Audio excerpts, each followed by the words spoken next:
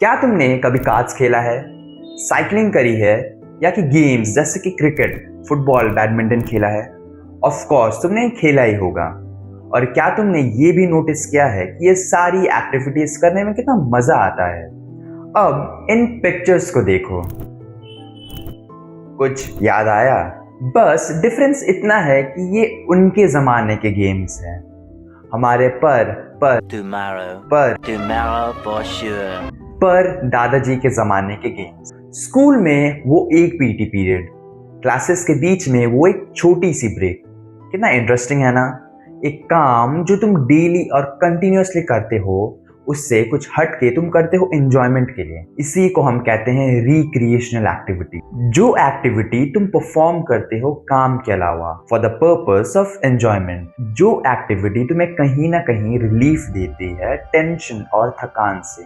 लेकिन सोचो, हमारे एंसेस्टर्स जो कि स्टोन एज में थे, उनके पास ये फ्री टाइम बचता ही नहीं था, क्योंकि वो लोग अपनी बेसिक नेसेसिटीज जैसे कि फूड, वाटर ढूंढने में इतने इन्वॉल्व थे कि उनके पास रिलैक्सेशन के लिए वक्त ही नहीं बचता था। लेकिन हम जब थोड़ा आगे बढ़ते हैं और इंडस वैली सिविलाइजेशन, जो कि इंडिया की वेरी फर्स्ट सिविलाइजेशन भी कहलाती है, वहाँ पहुँचते हैं, तो हम देखते हैं कि जैसे जैसे बेसिक नेसेसिटीज मिलना आसान हुआ, वैसे हमारे एंसेस्टर्स ने अपना समय रिक्रिएशनल एक्टिविटीज या बाकी चीज़ों में लगाना शुरू किया खाना ढूंढने के अलावा, जैसे कि डांसिंग, पॉटरी, पेंटिंग और गेम्स जैसे कि डाइस, मार्बल्स खेलना शुरू किया। अब इस स्टैचू को देखो। जब इंडस वैली सिविलाइजेशन के शहरों पे खुदाई हुई थी, तब हमें ये स्टैचू मिली थी, जिसे हम आज जानते हैं द डांसिंग गर्ल स्टैचू के नाम से। और इस डांसिंग गर्ल की ब्रॉन्ज मूर्ति से हमें एक और फैसिनेटिंग बात पता चलती है कि इंडस वैली के लोग डांस और बॉडी मूवमेंट में कितने स्किल्ड थे। Next, the great bath. और जब हम द ग्रेट बाथ को देखते हैं तो हमें ये समझ आता है कि उन लोगों ने क्लीनलीनेस और फिटनेस दोनों पर ही कितना ध्यान दिया था।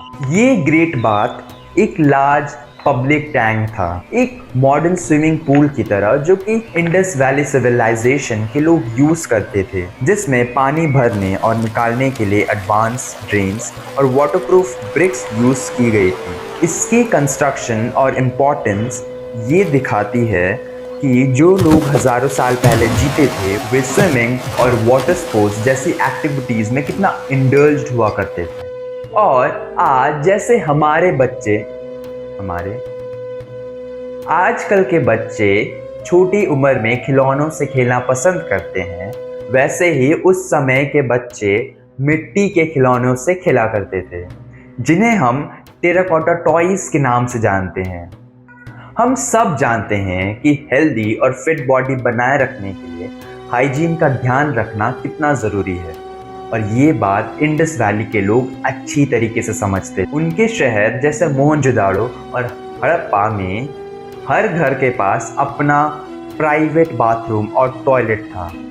इन बाथरूम्स को ड्रेनेज सिस्टम से कनेक्ट किया गया था, जिसमें मैनुअली फ्लश टॉयलेट्स और ब्रिक लाइंड ड्रेन्स थी।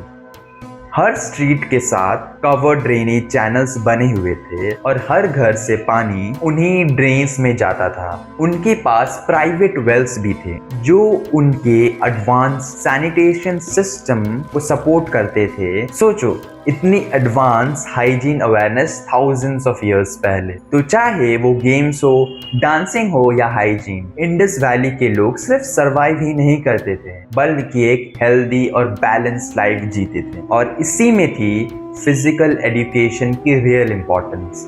सिर्फ एक्सरसाइज ही नहीं, बल्कि बॉडी, माइंड, सोसाइटी तीनों का डेवलपमेंट। क्योंकि जब हम एज एन इंडिविजुअल ग्रो और डेवलप करते हैं, तो सोसाइटी भी ग्रो करती है।